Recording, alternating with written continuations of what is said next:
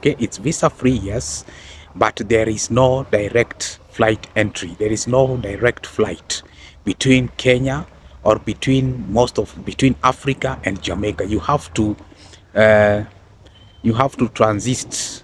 You have to transit in between countries so that you can go to Jamaica.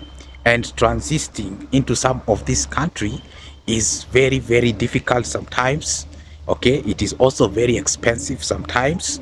You know, the immigration laws, because there are only two countries so far. I know there are, okay, there are three countries, let me say that. One of the country is through Europe. Okay, getting an inter-transit visa between Kenya, Europe, and Jamaica is not easy. It's not easy. For those people who have traveled to Europe, they understand, they know the immigration rules and how it goes and how they make it so difficult for Africans to go to Europe. Even just imagine, even just transit, even just connecting through Europe is difficult for Africans, because you have to prove a lot of things. You have to prove money, you have enough money. You have to show your bank account, your bank statements.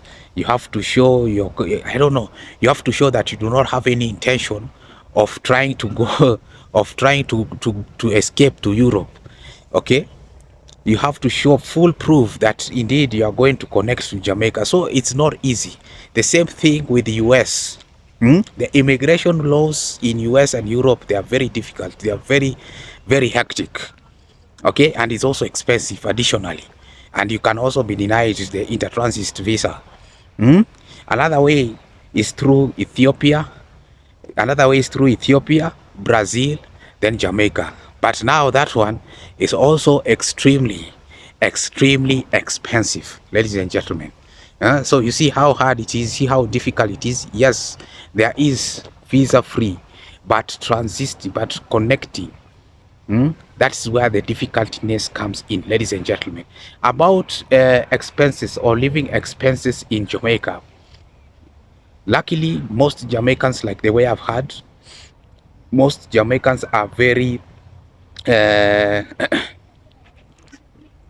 now when it comes to living expenses, like the way I've heard, Jamaica is really, really expensive.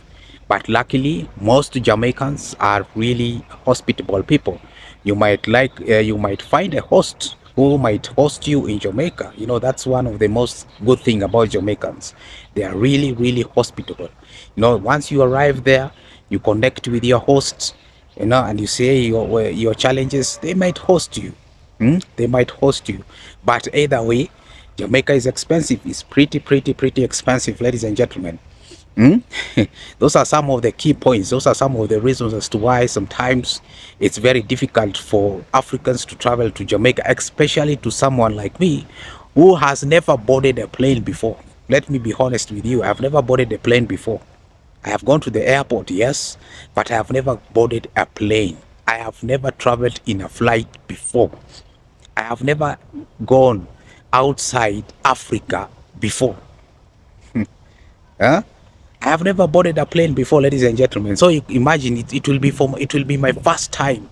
If I was to travel to Kenya, to Jamaica, it will be my first time. My very first time. Huh? So you can imagine. But I hope it will be done. It will be done, inshallah. Ladies and gentlemen. Another thing or another reason why a lot of Africans don't travel to Jamaica is the fear of the unknown. Okay, Jamaica has been on a bad news. Okay, a lot of people have been putting Jamaica on a really, really bad image. Unfortunately, a lot of people do not really understand the Jamaican country or the Caribbean. Okay, majority of the YouTubers, especially from the West, when they come to Jamaica, what they want to talk about, they want to talk about kidnappings. They want to talk about crime. They want to talk about drugs. They want to talk about weed. Why? Because that one is what brings a lot of traction. That one is what generates a lot of views, unfortunately, at the expense of what? At the expense of Jamaica. Unfortunately, when you have a situation where a YouTuber is coming from Canada, let's say, and goes to Jamaica and talks about criminals in Jamaica and garners up to around 1 million views or 2 million views, those are around 1 million people who believe that Jamaica is dangerous. So you can imagine the news. You can imagine how fast that news is spreading, unfortunately. Okay, and you know what? The crime in Jamaica, is not as dangerous as even the crime in the West. It is not even an inch dangerous compared to the crime in the US. The crime in the US is 10 times dangerous than even in the US. The crime in the US is 10 times dangerous than even in the one in Jamaica. But they will never talk about that. Hmm? So unfortunately, a lot of Africans believe that, hey, Jamaica is dangerous. Hey, Jamaica is dangerous. When I go there, I might get kidnapped. Huh? When I go there, eh, I might get kidnapped. I might be forced to smoke weed. They get that fear. That fear. And let me tell you something. Jamaica is not a weed smoking nation. It's not a weed smoking nation. Not everyone in Jamaica actually get to smoke weed. Huh?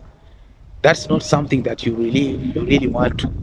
It's not something. It's not a good thing to identify Jamaica with as weed smoking nation. Yes, there is weed, just like all other countries. There are also weed in other countries, but Jamaica is not a weed smoking nation.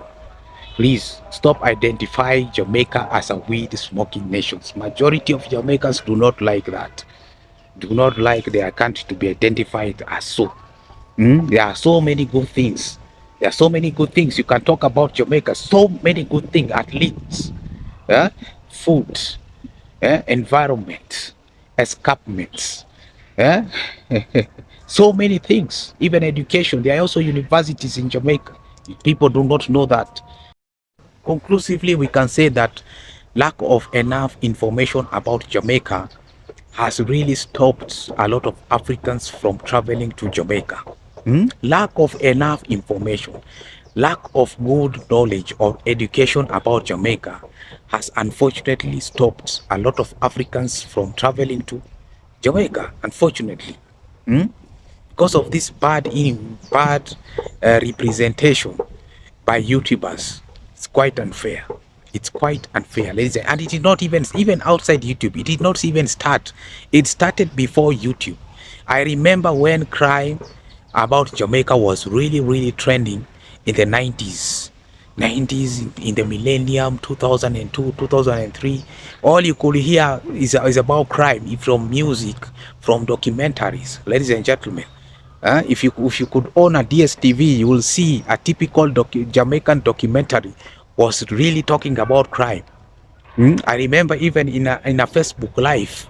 In a Facebook live, ladies and gentlemen, one Jamaican clearly said that, oh, you cannot walk in my neighborhood.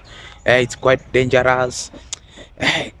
Ladies and gentlemen, lack of enough information, distorted information has been a problem. Distorted information that is touching on Jamaica has been a big problem. I hope people get to know and understand the true Jamaican that the world is hiding you from. And I hope one time, one day, there are good places. There are good places. I know there are good places. Maybe in Ochorios. There are good places in Portugal. There are good places in Zibali Mountains. You can go there. Ladies and gentlemen.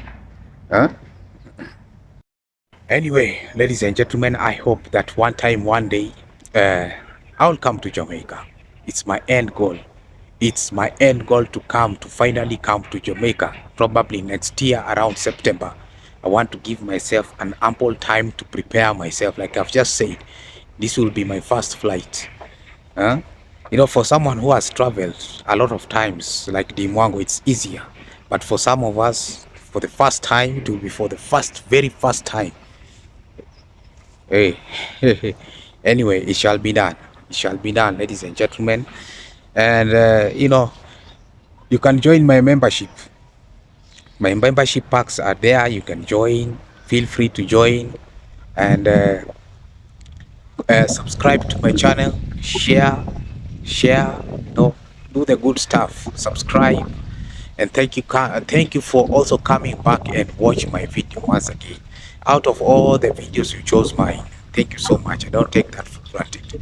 And see you again in my next YouTube channel.